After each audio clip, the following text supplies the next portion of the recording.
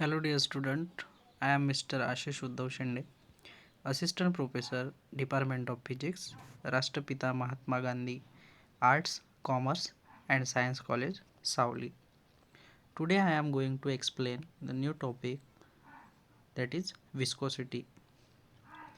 In the introduction, viscosity is a quantitative measurement of fluids' resistance to flow. The viscosity classified into two types: dynamic, or it is also called as absolute viscosity, and kinematic viscosity. Firstly, that dynamic viscosity. What is the dynamic viscosity? The dynamic viscosity of fluid is a measurement of the resistance which offers to relative shearing motion.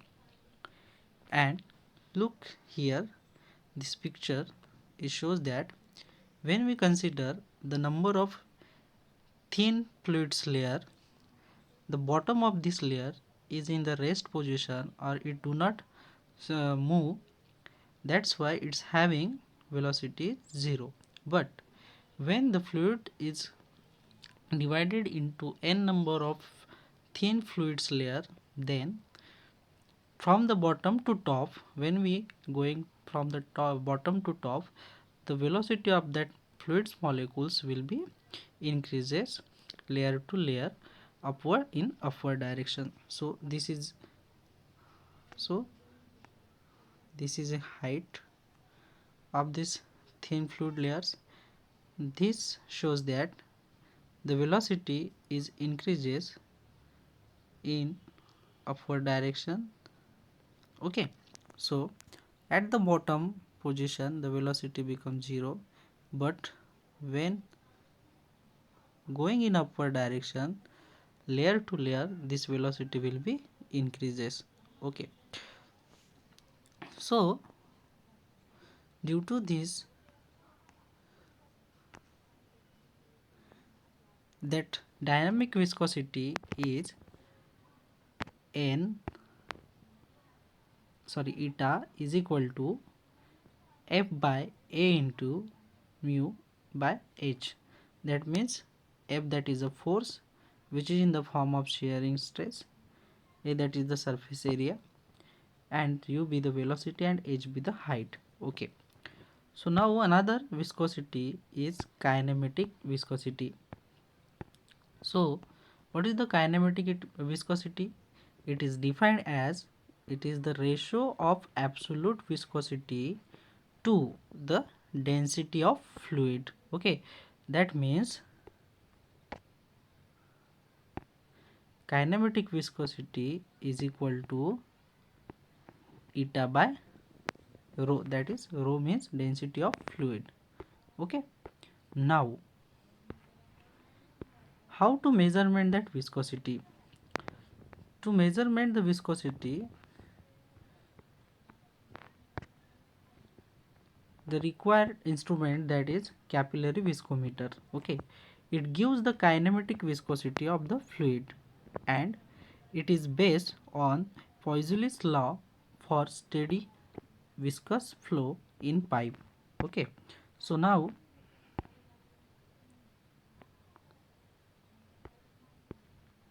we look here,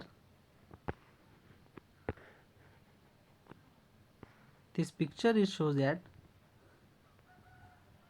the viscosity meter. Okay, and here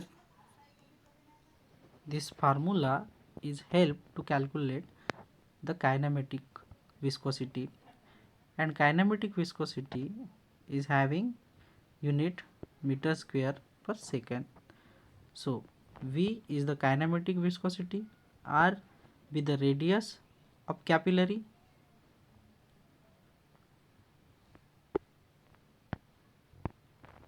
L is the mean hydrostatic head length, and G be the earth acceleration. Capital L is the capillary length, capital V is the flow volume of the fluid,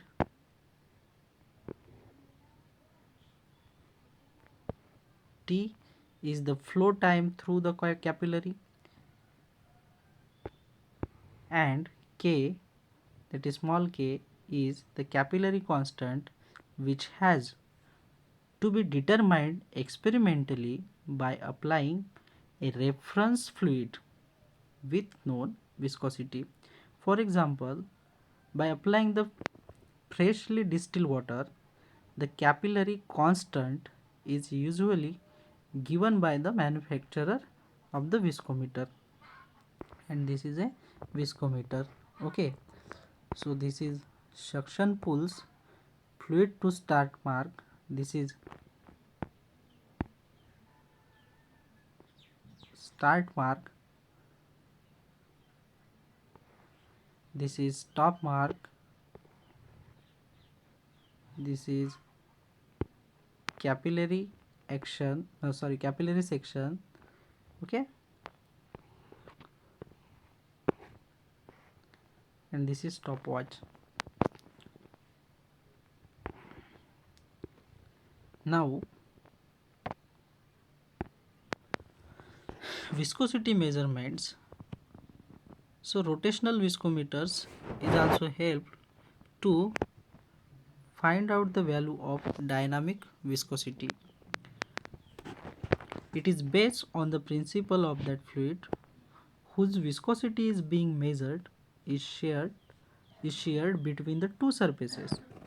In these viscometers, one of the surface is stationary and other is rotated by an external drive, and the fluid fills the space in between them. So the measurement are conducted by applying either a constant torque and measuring the changes in the speed of the rotation, or applying the constant speed and measuring the changes in the torque. There are two main types of this viscometer: rotating cylinder and cone on on plate viscometer. Okay, so in this diagram we are seen here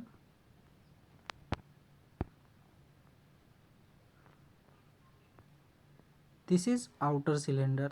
Okay, and this outer cylinder is rotating, and this is inner cylinder which is stationary. Okay, this is torsion by using the wire, and this filling by fluid sample.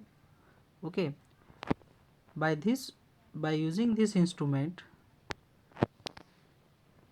we measure the dynamic viscosity.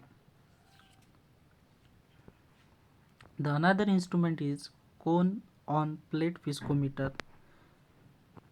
This cone on viscometer is also used to find out the given value of dynamic viscosity of the given sample fluid. Now,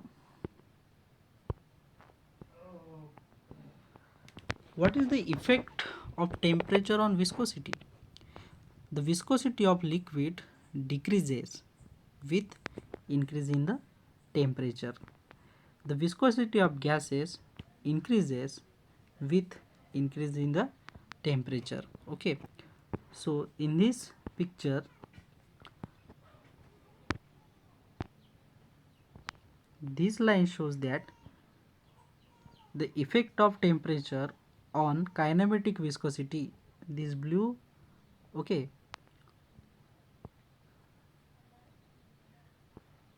this is a kinematic viscosity of mercury. This is a kinematic viscosity of water. This yellow color shows that kinematic viscosity of oil.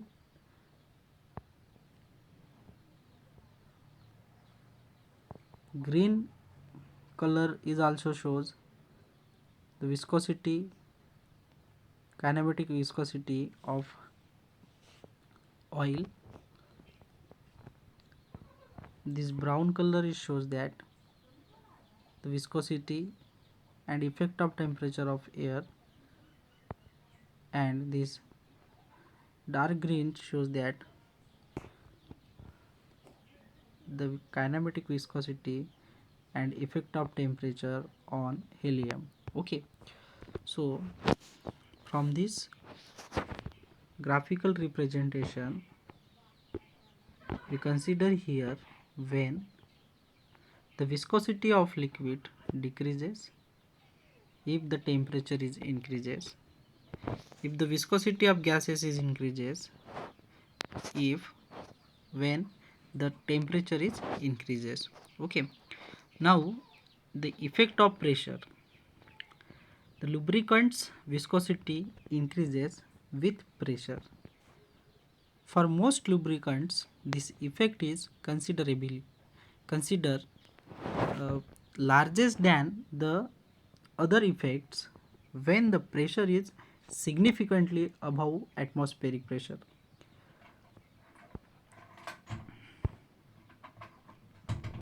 This Baru equation it shows that this equation shows that eta p, that is the viscosity at pressure p, okay, and eta naught, that eta naught is the atmospheric viscosity, where the alpha is the pressure viscosity coefficient, which can be obtained by plotting the natural logarithm of dynamic viscosity eta versus pressure, and P is the pressure of concern. Okay, now the effect of pressure, this graph it shows that this is gradually increases. Okay, and hence we consider this here, lubricant's viscosity increases with the pressure. Now viscosity shear relationship. For a Newtonian fluids, shear trace linearly vary with the shear rate. Okay, as shown in figure, the shearing trace is directly proportional to shearing rates, and for non-Newtonian fluid doesn't follow the linear relation between the viscosity and shearing rate. So therefore for the Newtonian this line is shows that for uh, grids this curve is shows that, and for those pseudoplastic this curve is shows that in the pseudoplastic, that is mineral oils with the polymer additive. Okay, and that's why we said that for a non-Newtonian fluid doesn't follow the linear relation between the viscosity and shearing rate, but for the Newtonian fluid shearing trace is directly proportional or it linearly vary with the shearing rate. Okay, now the applications, selection of lubricants for various purpose, and it is also applicable when we can choose an optimum range of viscosity for engine oil, and also for high load and also for speed operation high viscous lubricant is required. In pumping operation, for high viscous fluid higher power will be required, for low viscous fluid low power will be required. In making a blend fuel, less viscous fuels easy to mix. In the operation of coating and printing. Thank you.